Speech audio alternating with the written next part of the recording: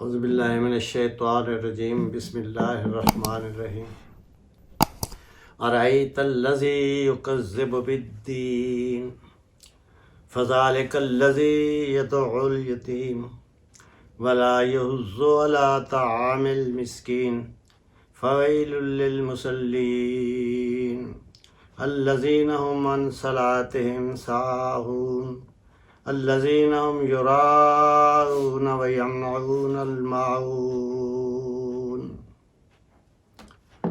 حضرات یہ سورت ہے الماعون، نمبر کے لحاظ سے 107 ہے۔ اس میں قریش مکہ کے کردار پر تنقید کی گئی ہے۔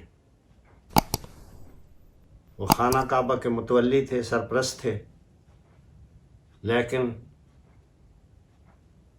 اس گھر کے حوالے سے ان پر جو ذمہ داریاں تھیں اس کو ادا نہیں کر رہے تھے۔ جس قسم کا کردار مطلوب تھا اس کردار سے ہٹے ہوئے تھے۔ بیت اللہ کی تعمیر کے 2 مقاصد تھے۔ حضرت ابراہیم علیہ السلام نے اپنے بیٹے حضرت اسماعیل کی مدد سے اس کو تعمیر کیا تھا، اور 2 مقاصد ان کے پیش نظر تھے۔ ایک تو خالص اللہ کی عبادت، اللہ کی عبادت کے لیے گھر تعمیر کیا گیا تھا، اور دوسرا کہ یہ ایک مرکز تھا، بے سہارا یتیم اور مسکینوں کی کفالت کا مرکز بھی تھا۔ ان دونوں مقاصد سے قریش مکہ ہٹ چکے تھے، تو اس لیے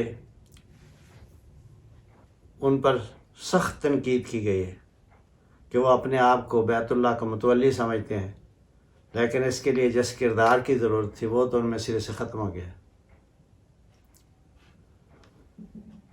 تو انہیں یہ باور کرانا ہے کہ جب تم اس کردار کے مالک ہی نہیں رہے جو بیت اللہ کی نگرانی کے لیے ضروری ہے،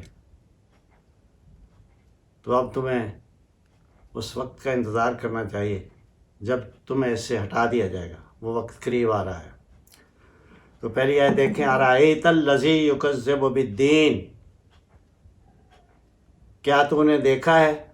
حرف استفہام ہے، کیا، اور تعجب کے لیے ہے۔ رأیت، تو نے دیکھا ہے، رویت سے یہ لفظ ہے، رأیت تو نے دیکھا ہے، الذی، اس شخص کو، یکذب بالدین جو جزا و سزا کو جھٹلاتا ہے۔ دین سے مراد ہے جزا و سزا، جس طرح سورۃ فاتحہ میں آیا ہے مالک یوم الدین۔ اے مخاطب، کیا تو نے اس شخص کو دیکھا ہے جو جزا و سزا کے دن کو جھٹلاتا ہے؟ فذلک الذی یدعو الیتیم، حرف عطف ہے اور جواب شرط کے طور پر ہے، اس کی شرط حذف کر دی گئی ہے، یعنی اگر تو نے نہیں دیکھا تو جان لیجئے، فذلک، تو یہ وہ شخص ہے، الذی یدعو الیتیم، جو یتیم کو دھکے دیتا ہے۔ دان میں نے دھکے دینا ہوتا ہے، دال پر زبر، عین شد اور 2 زبر، مصدر ہے دان، اور یہ فعل مضارع ہے۔ یدعو، وہ دھکے دیتا ہے، سختی سے دھکے دیتا ہے، الیتیم، یتیم کو۔ ولا یحض علی طعام المسکین، حض میں نے ہوتا ہے اکسانا، ترغیب دینا، اور وہ نہیں اکساتا علی طعام المسکین، مسکین کو کھانا دینے پر نہیں اکساتا۔ طعام میں نے کھانا ہوتا ہے، اور یہ طعام ہو تو کھانا کھلانا ہوتا ہے۔ مسکین کو کھانا دینے پر نہیں اکساتا ہے۔ تو یہ 2 صفات بیان کی گئی ہیں اس شخص کی جو آخرت کو جھٹلاتا ہے، آخرت کو نہیں مانتا، اس کی تکذیب کرتا ہے۔ تو قریش مکہ آخرت کے بارے میں متذبذب تھے، وہ کہتے تھے کہ آخرت جو ہمیں کہا جاتا ہے کہ آئے گی، تو وہ کیسے آ سکتی ہے؟ گلی ہوئی ہڈیاں کس طرح زندہ ہو جائیں گی؟ یہ ان پر، آخرت پر ان کا سب سے بڑا یہ اعتراض تھا۔ پھر وہ کبھی کہتے تھے چلو آئے گی بھی تو یہ معبودان باطلہ جن کی ہم عبادت کر رہے ہیں یہ ہمیں چھڑا لیں گے۔ سورۃ زمر میں ہے، وہ کہتے تھے ہؤلاء شفعاؤنا عند اللہ، یہ اللہ کی بارگاہ میں ہمارے سفارشی ہیں، کوئی مصیبت آئے، سختی آئے، تو یہ اللہ کہ ہاں ان کو بڑا مرتبہ حاصل ہے، یہ سفارش کر کے ہمیں چھڑا لیں گے۔ اول تو آخر آنے کی نہیں، عقل کے خلاف ہے، اور دوسرا اگر بالفرض آ بھی گئی تو یہ ہمیں چھڑا لیں گے۔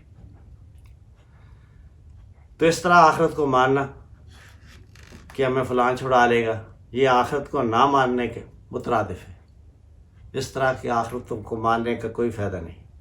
تو پہلی آیت میں اللہ تعالیٰ نے بتایا ہے کہ کیا تو نے نہیں دیکھا، تیرے علم میں نہیں آیا وہ شخص جو آخرت کی تکذیب کرتا ہے، یعنی اس کا رویہ بتا رہا ہے کہ وہ آخرت کا منکر ہے، اور وہ رویہ جس سے پتہ چلتا ہے کہ وہ آخرت کو نہیں مانتا وہ یہ ہے کہ یہ یتیم کو دھکے دیتا ہے۔ اگر اسے پتہ ہوتا کہ اعمال کے بارے میں آواز پرس ہونی ہے اور یتیم شفقت کا مستحق ہوتا ہے، نہ کہ دھکے دینے کا، اور اسی طرح مسکین ہے، کوئی تنگ دست ہے، اس کو کھانا کھلایا جاتا ہے، اور دوسروں کو بھی ترغیب دی جاتی ہے کہ ان کو کھانا کھلائیں۔ مسکین کا لفظ اصل میں ساکنہ سے بنا ہے، کسی چیز کا ساکن ہو جانا۔ تو مسکین وہ ہے جس کی معاشی حرکت ساکن ہو گئی ہے، وہ کماتا تو ہے لیکن اس کی ضروریات پوری نہیں ہوتی، اس کی معاشی حرکت میں سکون آ گیا ہے، تو ضروریات پوری کرنے سے وہ قاصر ہے، تو اس کو ضرورت کے تحت اس کو کھانا کھلانا چاہیے، اور دوسری اس کی ضروریات بھی پوری کرنی چاہیے۔ یہاں جو طعام کا لفظ آیا ہے، اس سے مراد ہے کہ اس کو وہ چیزیں دیں جس سے اس کی ضروریات زندگی پوری ہو سکیں، اس کا لحاظ رکھیں کہ وہ بھوکا نہ رہے، دوسری بنیادی ضروریات زندگی سے محروم نہ رہے۔ جو آدمی آخرت پہ یقین رکھتا ہے وہ یہ دو کام ضرور کرتا ہے۔ ویسے بھی بیت اللہ کی تعمیر کا ایک مقصد یہ تھا کہ تنگ دست، یتیم اور مسکین لوگوں کی کفالت کی جائے، ان کی ضروریات کو پورا کیا جائے۔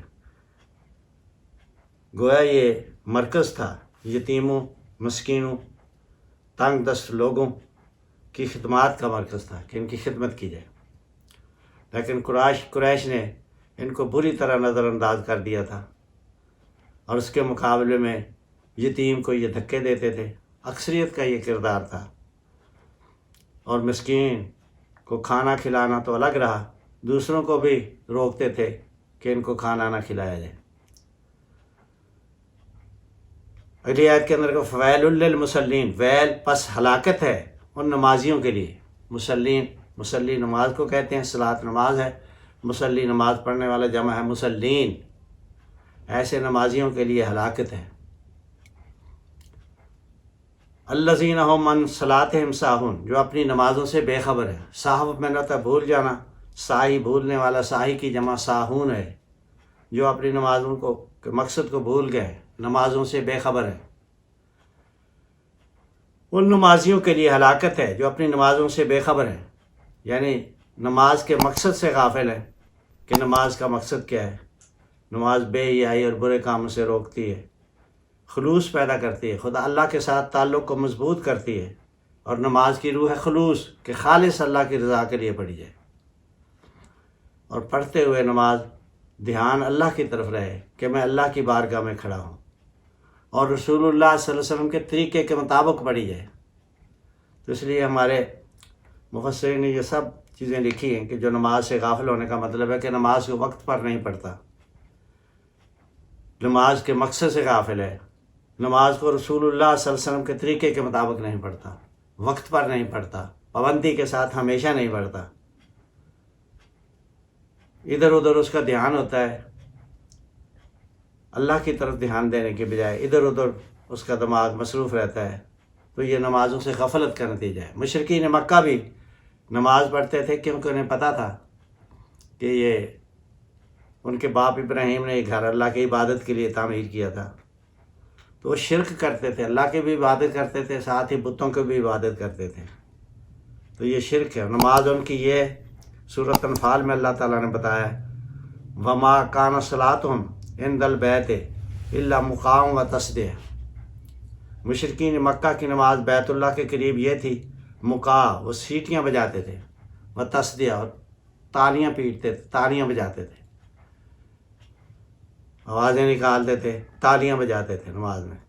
اسی طرح یہ بھی قرآن میں ذکر آیا ہے کہ وہ بیت اللہ کا طواف جو ان کے پاس باہر سے آتے تھے ان کو کہتے تھے کہ ننگے ہو کر طواف کرو، کیوں تو تم گناہوں میں زندگی گزارتے رہے، لباس کے اندر گناہ کرتے رہے جو اب تم نے پہنا ہوا ہے۔ اگر تم چاہتے ہو کہ ہمارا حج مقبول ہو تو قریش سے لے کر لباس پہنو اور یہ لباس اتار دو۔ تو اس طرح کی فضول باتیں انہوں نے اللہ کی عبادت کے اندر شریک کر دی تھی، اور وہ عبادت تو گویا شغل میلہ انہوں نے اس کو بنا لیا تھا۔ تو عبادت تو اس لیے ہوتی ہے کہ خالص اللہ کی رضا کے لیے اس کے سامنے جھکا جائے۔ تو اللہ تعالیٰ نے فرمایا کہ ایسے نمازیوں کے لیے جو اپنی نمازوں سے بے خبر ہیں ان کے لیے ہلاکت ہے۔ وہ فائدہ انہوں نے کیا دینا، بلکہ ان کے لیے ہلاکت کا سامان بن جائے گی۔ یہ بھی دراصل قریش کے اس رویے پر طنز ہے جو انہوں نے نماز کے سلسلے میں اختیار کر رکھا تھا، اور جو مسلمان ہیں بعد میں آنے والے اگر وہ بھی اسی طرح نماز کو اہمیت نہ دیں اور اس کو تفریح اور شغل کی ایک چیز بنا لیں، توجہ کے ساتھ نہ بڑھیں، ان کی نماز بھی ان کے منہ پہ مار دی جاتی ہے۔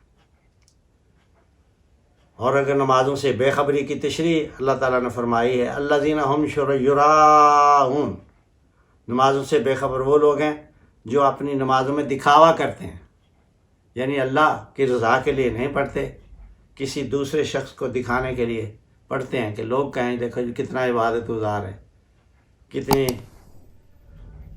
یہ نمازیں پڑھنے والا شخص ہے۔ وہ دکھاوا ہے، اور حدیث میں آتا ہے دکھاوا بھی شرک ہے کہ آدمی دکھاوے کے لیے کوئی عمل کرتا ہے، اللہ کو راضی کرنے کے لیے نہیں کرتا۔ تو یہ بھی شرک کی ایک قسم ہے، شرک خفی ہے۔ تو جو لوگ دکھاوے کے لیے نمازیں پڑھتے ہیں وہ اپنی نمازوں سے بے خبر ہیں۔ رویت میں نے دیکھنا ہوتا ہے، رات میں نے دکھانا، اس سے یہ فعل مضارع کا صیغہ ہے۔ وَيَمْنَعُونَ الْمَاعُونَ، اور روزمرہ استعمال کی چھوٹی چھوٹی چیزوں سے منع کرتے ہیں۔ معاون کا لفظ آیا ہے، یمنعون تو منع سے بنا ہے، منع کرنا، روکنا، وہ روکتے ہیں۔ المعون، معاون سے روکتے ہیں۔ معاون کیا چیز ہوتی ہے؟ ماہرین لغت نے لکھا ہے کہ معاون جو ہے بارش کو بھی کہتے ہیں، پانی کو بھی کہتے ہیں، روزمرہ استعمال کی چیزیں گھروں کے اندر جو ہوتی ہیں ان کو بھی کہتے ہیں۔ مثلاً توا وغیرہ وغیرہ ہے، سالن ہے، نمک ہے، مرچ ہے، چمٹا ہے، دوسری چیزیں چھوٹی جو گھروں میں عام استعمال ہوتی ہیں ان کو بھی معاون کہتے ہیں۔ اور اس کی تفسیر میں بعض صحابہ سے آیا کہ وہ اس سے زکوٰۃ مراد لیتے تھے کہ معاون سے مراد زکوٰۃ ہے۔ بہرحال زکوٰۃ ہو یا برتنے کی چیزیں، ان میں کوئی اتنا خاص فرق نہیں، یہ ہم سائے لیتے ہیں یا ضرورت مند لیتے ہیں چیزیں تو انہیں دینا چاہیے۔ اگر کوئی ان چیزوں کے استعمال سے روکتا ہے تو گویا وہ نماز کے اثرات سے بے خبر ہے، کیونکہ نماز سے بے خبری کی دو باتیں بتائی گئی ہیں جو نماز سے بے خبر ہیں۔ ایک یہ ہے کہ وہ دکھاوے کی نماز پڑھتے ہیں لوگوں کو دکھانے کے لیے، جو روح ہے نماز کی وہ اخلاص ہے اس سے دور ہیں اور اخلاص کے بجائے دکھاوا کرتے ہیں۔ اور دوسری چیز ہے کہ روزمرہ استعمال کی چیزیں نہیں دیتے لوگوں کو، اس سے روکتے ہیں۔ تو نماز جو ہے یہ انسان کے کردار پر اثر ڈالتی ہے، اسے سخی بناتی ہے، بخیل نہیں بناتی۔ وہ لوگوں کو فائدہ پہنچاتا ہے، لوگوں کے لیے نفع بخش بنتا ہے، لوگوں کو اذیت نہیں دیتا، اور اس طرح مال پر بخیل بن کر نہیں بیٹھتا۔ تو یہ اللہ تعالیٰ نے مشرکین مکہ کے کردار کو واضح کیا ہے کہ ان کا کردار اب اس قابل نہیں ہے کہ وہ بیت اللہ کا متولی رہ سکیں۔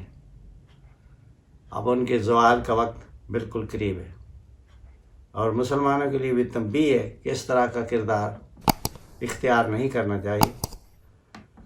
یہ کردار اللہ کو پسند نہیں، اور ویل اللہ کے نزدیک ایسے کردار والوں کے لیے ہلاکت ہے، بربادی ہے، اور ایسے کردار والے لوگ دراصل آخرت پہ یقین ہی نہیں رکھتے۔ اگر آخرت کا یقین ہوتا کہ وہاں ہر چیز کا حساب دینا ہے، بعض پرسوں میں اپنے عملوں کا، تو اس طرح کا رویہ اختیار نہ کرتے۔ اللہ تعالیٰ سے دعا ہے ہم کتاب و سنت پر عمل کرنے